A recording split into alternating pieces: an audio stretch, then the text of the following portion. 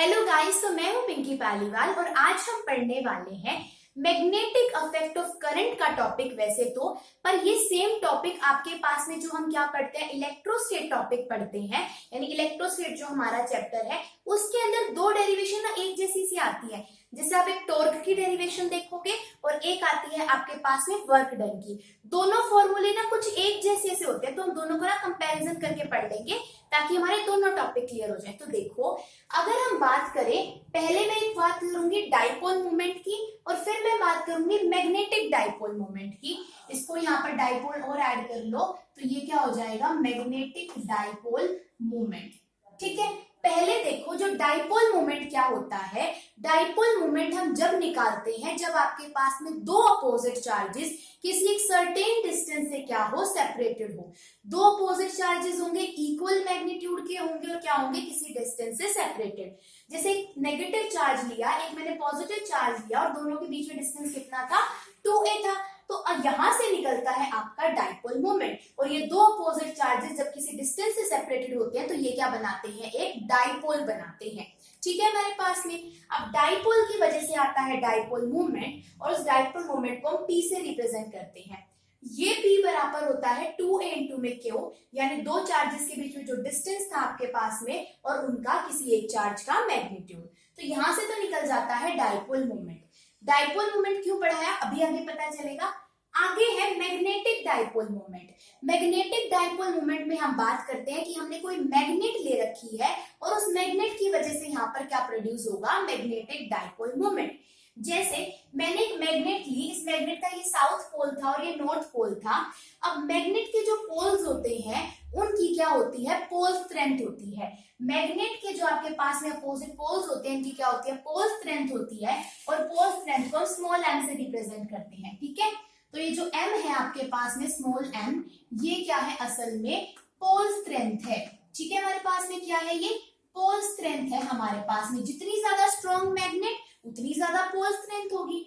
दोनों के दोनों पोल्स की क्या होती है, सेम पोल स्ट्रेंथ होती है आपके पास में। ठीक है, अब देखो जैसे डाइपोल मोमेंट की अगर हम नेट डायरेक्शन देखें तो डाइपोल मोमेंट की डायरेक्शन होती है हमेशा नेगेटिव से पॉजिटिव चार्ज की तरफ। सो डाइपोल मोमेंट की डायरेक्शन क्या होती है, नेगेटिव से पॉजिटिव चार्ज की तरफ हमारे पास में। ठीक वैसे ही मैग्नेटिक डाइपोल मोमेंट की डायरेक्शन होती है साउथ पोल से नॉर्थ पोल की तरफ। ठीक है, और मैग्नेटिक डाइपोल का फॉर्मूला आता है, मैग्नेटिक डाइपोल मोमेंट को हम कैपिटल M से रिप्रेजेंट करते हैं और ये बराबर होता है M इंटू में L, यानी पोल स्ट्रेंथ किसी भी एक पोल की, क्योंकि दोनों की पोल स्ट्रेंथ बराबर होगी और जो उन दोनों के पोल्स के बीच में क्या होगा, डिस्टेंस होगा। जैसे अगर मैं यहाँ पर भी 2a डिस्टेंस नहीं मानती, दोनों चार्जेस के बीच में L डिस्टेंस मानती, तो ये फॉर्मूला हो जाता L इंटू में Q। ठीक है, अपने पास में। ठीक, यहाँ पर मैग्नेटिक डाइपोल मोमेंट में फॉर्मूला क्या हो गया, M इंटू में L। ठीक है, वहां चार्ज था, यहाँ पर क्या आ जाती है, पोल स्ट्रेंथ। अब आगे हमारे पास में आता है, देखो मैंने यहाँ पे दो डेरिवेशन के बीच में ना कंपैरिजन करके लिख रखा है। सबसे पहले इधर देखो, टॉर्क हमारे पास में क्या होता है। तो जब हम टॉर्क निकालते हैं, अब जो आपके पास में ये मैग्नेट थी इसकी वजह से क्या होगी, टॉर्क प्रोड्यूस होगी जब आप इसको कब कहां पर रखोगे, मैग्नेटिक फील्ड के अंदर। अगर आप मान लिया किसी इलेक्ट्रिक डाइपोल की टॉर्क निकाल रहे हो या फिर किसी मैग्नेटिक डाइपोल की आप टॉर्क निकाल रहे हो, तो अगर उनको आप यूनिफॉर्म मैग्नेटिक फील्ड के अंदर रखोगे तो नेट टॉर्क आता है हमेशा 0।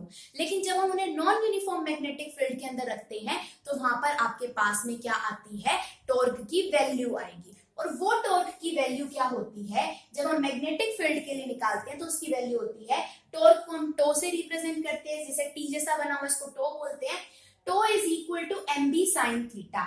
m होता है मैग्नेटिक डाइपोल मोमेंट, b होता है मैग्नेटिक फील्ड की वैल्यू और ये हो गया साइन थीटा।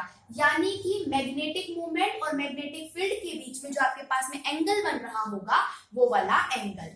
ठीक है, अब जब भी हमारे पास में यहाँ पे साइन थीटा आता है इसका मतलब यहाँ पर क्या हुआ था, क्रॉस प्रोडक्ट हुआ था। क्रॉस प्रोडक्ट का मतलब है कि आप इसको कैसे लिखोगे, m वेक्टर क्रॉस में p वेक्टर। ठीक है, यानी दोनों के दोनों वेक्टर क्या है, एक दूसरे के परपेंडिकुलर है, ऐसे बोल सकते हो। लेकिन मेन हमें क्या रखना है, m क्रॉस में b, और जब क्रॉस का साइन हट जाता है तो क्या आ जाता है, साइन थीटा। ठीक है, ये तो थी टॉर्क आपके पास में। अब देखो जब साइन थीटा की वैल्यू हो 0 डिग्री, तो साइन थीटा 0 डिग्री पे होता है 0, तो जब टॉर्क की वैल्यू 0 आ जाएगी इसका मतलब क्या है कि वो स्टेबल इक्विलिब्रियम के अंदर है। ठीक है, टॉर्क की वैल्यू 0 आ गई तो वो मूवमेंट ही नहीं करेगा आपके पास में, यानी कि जो आपके पास में मैग्नेटिक मोमेंट डाइपोल है, जैसे मैग्नेट है, इसको आपने मैग्नेटिक फील्ड के अंदर रखा, ये कोई मूवमेंट शो नहीं करेगी, तो टॉर्क क्या आ जाएगा 0। और इस कंडीशन को हम क्या बोलते हैं, स्टेबल इक्विलिब्रियम। जो साइन आपके पास में अगर साइन थीटा 180 डिग्री हो तो वो कहलाता है अनस्टेबल इक्विलिब्रियम। ठीक है, वो क्या कहलाता है, अनस्टेबल इक्विलिब्रियम। 180 डिग्री एंगल का होने का मतलब क्या है कि मैग्नेटिक डाइपोल मूवमेंट और मैग्नेटिक फील्ड क्या है, एक दूसरे के अपोजिट लग रहे हैं। और 0 डिग्री का मतलब है कि मैग्नेटिक डाइपोल मूवमेंट और मैग्नेटिक फील्ड की डायरेक्शन क्या है, सेम है। जब हम ये वेक्टर का साइन लगाते हैं ये बताती है हमको डायरेक्शन। ठीक है, अब देखो ये तो आ गया स्टेबल इक्विलिब्रियम जब दोनों के दोनों सेम डायरेक्शन में हो, और ये आ गया अनस्टेबल इक्विलिब्रियम जब दोनों के दोनों अपोजिट डायरेक्शन में हो। कौन, magnetic dipole movement and magnetic field. अब टॉर्क की मैक्सिमम वैल्यू कब आती है, जब आपके पास में साइन थीटा कितने के बराबर हो, 90 डिग्री के बराबर। यानी जो मैग्नेटिक डाइपोल मूवमेंट है और जो मैग्नेटिक फील्ड की डायरेक्शन है उन दोनों के बीच में कितने का एंगल बन रहा हो, 90 डिग्री का, तो उस पोजीशन पर मैक्सिमम टॉर्क लगती है। देखो साइन 90 होता है आपके पास में 1 के बराबर, साइन 90 होता है, साइन 90 की वैल्यू होती है 1। अगर साइन 90 की वैल्यू 1 है तो टॉर्क की वैल्यू क्या आ जाएगी, mb, क्योंकि साइन 90 तो 1 हो गया, सो टॉर्क की वैल्यू क्या आ जाएगी, mb, जो कि मैक्सिमम वैल्यू होती है टॉर्क की। तो अगर पूछा जाए सबसे ज्यादा वैल्यू या मैक्सिमम टॉर्क कब लगता है, जब आपके पास में magnetic field and magnetic dipole moment के बीच में कितने डिग्री का एंगल बन रहा हो, 90 डिग्री का। ठीक है, अब जो मान लिया टॉर्क लग रही थी, टॉर्क से निकलता है हमारे पास में वर्क डन या फिर पोटेंशियल एनर्जी। जो U होता है इसका मतलब होता है पोटेंशियल एनर्जी, और पोटेंशियल एनर्जी क्या है, वर्क डन की एक फॉर्म है, तो इसको हम W भी लिख सकते हैं। तो पोटेंशियल एनर्जी का फॉर्मूला होता है -m.b, वहां पर क्रॉस था, यहाँ पर डॉट है, और आगे क्या है, माइनस का साइन है। तो जब ये डॉट हटती है तो इसको बोलते हैं हम डॉट प्रोडक्ट, और डॉट की जगह पे आता है कॉस थीटा, जैसे यहाँ पे क्रॉस की जगह पे क्या आया हुआ था, साइन थीटा। ठीक है, तो टॉर्क देख बस फॉर्मूले में क्या आ गया, आगे माइनस का साइन आ गया। टॉर्क में होता है क्रॉस प्रोडक्ट, तो साइन थीटा आता है। जब हम इंटरनल एनर्जी पोटेंशियल एनर्जी या वर्क डन निकालते हैं तो यहाँ पे कोस थीटा आता है और आगे आ जाता है माइनस का साइन। ठीक है, यानी वर्क डन क्या हो रहा होगा, टॉर्क से अपोजिट डायरेक्शन के अंदर हो रहा होगा। ठीक है, तो वर्क डन का फॉर्मूला आ गया -mb cos थीटा। अब देखो मान लिया कि पहले वो किसी एंगल पर होगा आपके पास में, जैसे किस तरीके से अलाइन होता है, कुछ ऐसे से अलाइन होता है कि मान लिया कि आपके पास में ये मैग्नेट थी, इसके दो पोल्स थे यहाँ पर इस तरीके से, एक साउथ पोल एक नॉर्थ पोल, मैग्नेटिक मोमेंट की डायरेक्शन साउथ से नॉर्थ। यहाँ पर आपके पास में क्या लग रही थी, मैग्नेटिक फील्ड लग रही थी। तो पहले इसने कुछ एंगल, इस थीटा एंगल पर ये इंक्लाइन थी मैग्नेटिक फील्ड से, ये मैग्नेटिक फील्ड की डायरेक्शन थी, ये किसकी डायरेक्शन थी, मैग्नेटिक मोमेंट की। तो दोनों के बीच में कुछ थीटा एंगल लग रहा था, मतलब थीटा एंगल बना हुआ था, इसको मैंने मान लिया θ1। ठीक है, बाद में आपने क्या करा, कोई यहाँ पर या तो एक्सटर्नल फोर्स लगाई, तो क्या करा, इसका एंगल चेंज कर दिया, और अब वो एंगल चेंज होकर क्या हो गया, θ2 हो गया। तो उस टाइम पे यानी आपने थीटा को चेंज करवाया, कुछ ना कुछ काम हुआ होगा तभी तो वो चेंज हुआ होगा ना। तो वर्क डन का फॉर्मूला हो गया आपके पास में -mb cos θ1 माइनस का cos θ1, यानी पहले जो एंगल था माइनस का, बाद में जो एंगल था लेकिन cos थीटा के साथ में। ये तो था वर्क डन बाय फील्ड, यानी जो मैग्नेटिक फील्ड की वजह से वर्क डन हो रहा है आपके पास में। अब जो मैग्नेटिक फील्ड या फील्ड की वजह से वर्क डन होता है वो हमेशा एक्सटर्नल फोर्स के होता है अपोजिट। अगर वो पूछे मैग्नेटिक फील्ड या फील्ड की वजह से वर्क डन, तो फॉर्मूला होगा -mb cos θ1 माइनस cos θ2। अगर वो पूछे एक्सटर्नल फोर्स से, तो एक्सटर्नल फोर्स लगती है फील्ड से अपोजिट, तो इस वाले फॉर्मूले के आगे एक और माइनस का साइन आ जाएगा, ये माइनस माइनस हो जाएंगे प्लस, और आपका फॉर्मूला क्या बन जाएगा, mb cos θ1 माइनस का cos θ1। तो अगर फील्ड के थ्रू वर्क डन पूछे तो -mb cos θ माइनस का cos θ2 होता है, और अगर एक्सटर्नल फोर्स से वर्क डन पूछे तो फॉर्मूला हो जाता है प्लस का। ये चीज बात क्लियर होगी कि कब ये वाला फॉर्मूला लगता है माइनस के साइन के साथ में, और कब ये वाला फॉर्मूला लगता है। ठीक है, और टॉर्क का फॉर्मूला क्या होता है, mb sin थीटा। यहाँ तक की बात क्लियर होगी। ठीक ऐसे ही इलेक्ट्रिक फील्ड के अंदर होता है, वहां पर मैग्नेटिक डाइपोल मोमेंट था, यहाँ पर आ जाएगा नॉर्मल डाइपोल मोमेंट, जिसको P से रिप्रेजेंट करते हैं। यहाँ पर मैग्नेटिक फील्ड थी, यहाँ पर आ जाएगी electric field. Sine theta common है, तो यानी यहाँ पर टॉर्क किसके बराबर आ जाएगा, P क्रॉस में E, यानी कि डाइपोल मोमेंट मल्टीप्लाई में इलेक्ट्रिक फील्ड। ठीक है, अब यहाँ पे डाइपोल मोमेंट और इलेक्ट्रिक फील्ड का क्या हो रहा है, क्रॉस प्रोडक्ट हो रहा है। ठीक है, तो ये चीज क्लियर होगी, सेम उसके जैसा आ गया, बस फॉर्मूले में थोड़ा सा डिफरेंस था। यहाँ पर भी वर्क डन किसके बराबर होता है, minus p vector dot e vector. यहाँ पे क्या था, minus m vector dot b vector. तो जब इस डॉट को हटाते हैं तो यहाँ पे क्या आ जाता है, work done is equal to minus का पीई कॉस थीटा। पी है डाइपोल मोमेंट, ई है इलेक्ट्रिक फील्ड। यहाँ पे मैंने इस तरीके से मैग्नेट को रखा हुआ था, तो अब यहाँ पर जब इलेक्ट्रिक फील्ड में यहाँ पे डाइपोल को रखा जाता है, यानी यहाँ पर मान लिया माइनस का क्यू चार्ज होगा तो यहाँ पे प्लस क्यू चार्ज होगा। यहाँ पे मैग्नेटिक डाइपोल मोमेंट आया था, उस केस के अंदर क्या आएगा आपका, नॉर्मल डाइपोल मोमेंट। यहाँ मैग्नेटिक फील्ड लगी थी पहले, तो अब यहाँ पे क्या लगेगी, इलेक्ट्रिक फील्ड लग जाएगी। ये चीज क्लियर होगी आपके पास में। ठीक है, अब यहाँ पर भी वर्क डन होगा। यहाँ पे वर्क डन का फॉर्मूला क्या था, माइनस एम डॉट बी, यहाँ पे किसके बराबर होगा, पी डॉट ई। तो यहाँ पर पीई की जगह पे क्या आ जाएगा, p e cos theta. So work done is equal to minus p e cos theta. अब यहाँ पर भी क्या हुआ होगा, पहले कोई थीटा 1 था, फिर हमने वर्क डन करके थीटा 2 में चेंज करा होगा, मतलब उसकी पोजीशन को चेंज करा होगा। तो वर्क डन बाय फील्ड का फॉर्मूला क्या हो जाता है, minus p e cos theta minus का कॉस थीटा 2। वहां पे एम बी था, इलेक्ट्रिक फील्ड में पीई हो जाता है। और डाइपोल मोमेंट किसके बराबर होता है, 2a क्यू के बराबर। और फील्ड जो होता है, फील्ड से अपोजिट होता है एक्सटर्नल फोर्स जो वर्क डन करती है, यानी work done by external force is negative of work done by field. तो इस फॉर्मूले में माइनस की जगह पे यहाँ पे क्या हो जाएगा, प्लस, और फॉर्मूला क्या हो जाएगा, पीई कॉस थीटा माइनस का कॉस थीटा 2। ठीक है, तो जब वर्क डन बाय फील्ड पूछे तो माइनस वाला फॉर्मूला आता है, और अगर work done by external force पूछे तो प्लस वाला फॉर्मूला आता है। ठीक है अपने पास में। अब क्या होती है, एक टॉपिक है हमारे पास में, that is oscillation of bar magnet. यानी कि जब आप बार मैग्नेट को किसी मैग्नेटिक फील्ड के अंदर रखते हो तो वो ऑसिलेट करती है। तो उस ऑसिलेशन का हम क्या निकालते हैं, टाइम पीरियड। और उस टाइम पीरियड का फॉर्मूला होता है T is equal to 2 pi root I upon का एम बी के बराबर। ठीक है, तो I क्या होता है आपका मोमेंट ऑफ इनर्शिया, M होता है मैग्नेटिक डाइपोल मोमेंट, और B क्या होती है आपकी मैग्नेटिक फील्ड। 2 पाई तो कांस्टेंट है, और T क्या हो जाएगा, टाइम पीरियड ऑफ ऑसिलेशन। अब क्या होती है, एक होती है सम पोजीशन और एक होती है डिफरेंस पोजीशन।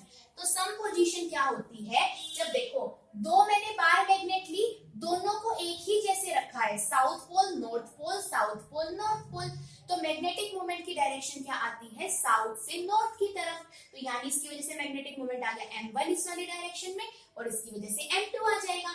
दोनों की दोनों एक ही डायरेक्शन में मैग्नेटिक मूवमेंट दे रही थी, तो ये होगी some position of magnetic, some position of bar magnet. तो इसके लिए जब हम टाइम पीरियड निकालते हैं तो ये जाता है 2 पाई, दोनों के मोमेंट ऑफ इनर्शिया ऐड हो जाएंगे, और नीचे क्या आ जाएगा, यहाँ पर इन दोनों के मैग्नेटिक डाइपोल मोमेंट का सम, क्योंकि दोनों सेम डायरेक्शन के अंदर थे, और ये हो गया मैग्नेटिक फील्ड। अगर ये अपोजिट डायरेक्शन में होते, यानी एक होती साउथ पोल से नॉर्थ पोल की तरफ मैग्नेट रखी होती, और एक रखी होती इधर नॉर्थ पोल और उधर साउथ पोल है, तो यहाँ पर मैग्नेटिक डाइपोल मोमेंट लगता है इस वाली डायरेक्शन में, और इसमें लगता है इससे अपोजिट। क्यों, क्योंकि मैग्नेटिक डाइपोल मोमेंट की डायरेक्शन तो साउथ से नॉर्थ होती है।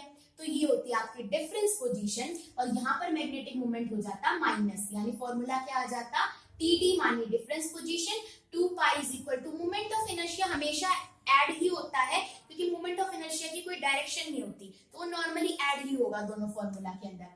और यहाँ पर क्या हो जाएगा, m1 माइनस का m2 इंटू का b।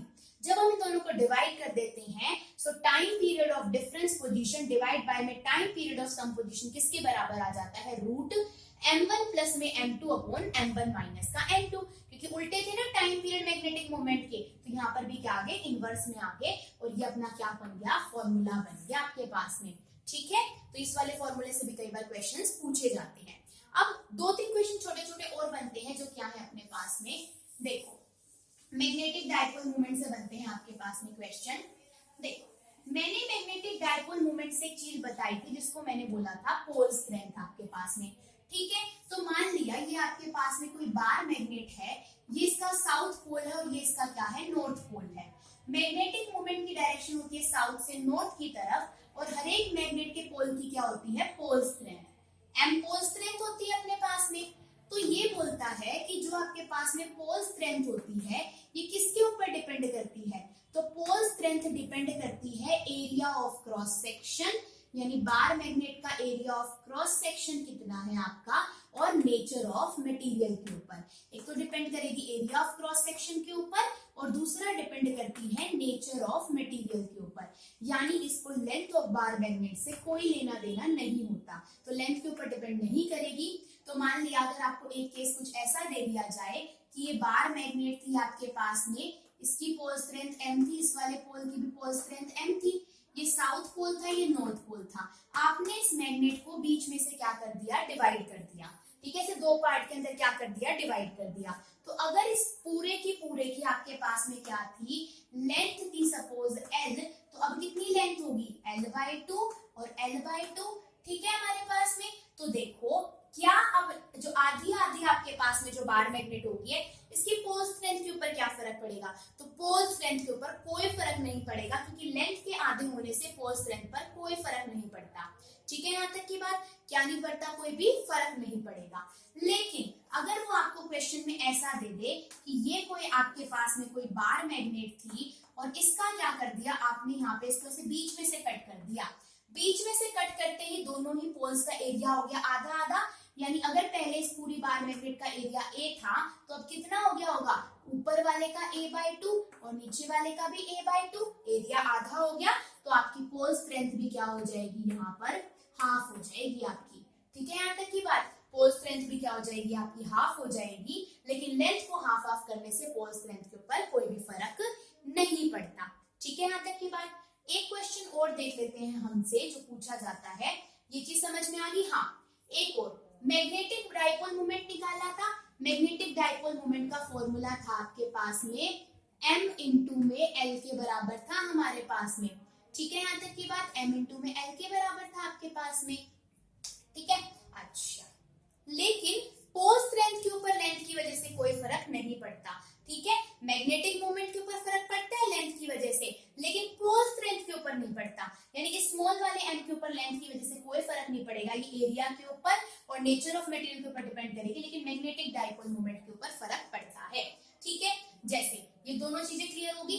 अब एक क्वेश्चन इस टाइप का और दे रखा है हमको कि मान लिया कि आपके पास में क्या थी, कुछ इस टाइप की मैग्नेट थी, यानी हॉर्स शू शेप की क्या थी, मैग्नेट थी। ये मैग्नेट थी सपोज आपके पास में, ये था इसका नॉर्थ पोल और ये क्या था इसका साउथ पोल, और इस मैग्नेट की जो रेडियस है वो क्या दे रखी है, r।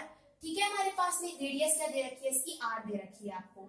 ठीक है, और जो ये पूरी की पूरी आपके पास में जो इसकी जो बार मैग्नेट की लेंथ है वो दे रखी है l आपको। ठीक है, ये बार मैग्नेट थी और इसकी लेंथ क्या दे रखी है आपको, l दे रखी है। यहाँ तक की बात क्लियर होगी आपके पास में। अब बोलता है कि बताओ मैग्नेटिक मोमेंट क्या होगा, तो मैग्नेटिक मोमेंट बराबर होता है पोल स्ट्रेंथ मल्टीप्लाई में लेंथ के बराबर। तो देखो अब यहाँ पे अगर मैं इन दोनों एंड्स के बीच में लेंथ निकालूं तो कितनी हो जाएगी, L के ऊपर डिपेंड करना चाहिए। अभी सेमी सर्कल दिखाई दे रहा है, तो सर्कल की सरकमफ्रेंस होती है 2πr, तो यानी L के बराबर हो जाएगी आपके पास में। लेकिन ये तो सेमी सर्कल है आपके पास में, तो सेमी सर्कल की कितनी सरकमफ्रेंस हो जाएगी, πr, यानी लेंथ कितने के बराबर होगी इसकी, πr के बराबर। ठीक है, r इन्होंने कैपिटल दे रखा है, तो हम यहाँ पे क्या लिख देंगे, L is equal to pi capital r के बराबर। तो यहाँ पर अब हम यहाँ पे क्या कर देंगे, देखो आगे हम चलते हैं यहाँ पर। ठीक है, हाँ, ये चीज क्लियर होगी अपने पास में। तो यहाँ पर हम मैग्नेटिक मोमेंट को जब पुट करेंगे तो m इंटू पाई इंटू का r हम यहाँ पर क्या कर सकते हैं, पुट कर सकते हैं। ठीक है, यहाँ तक की बात आपके पास में। अच्छा, ठीक है, पाई इंटू में r के बराबर अपने पास में आ गया, तो इसकी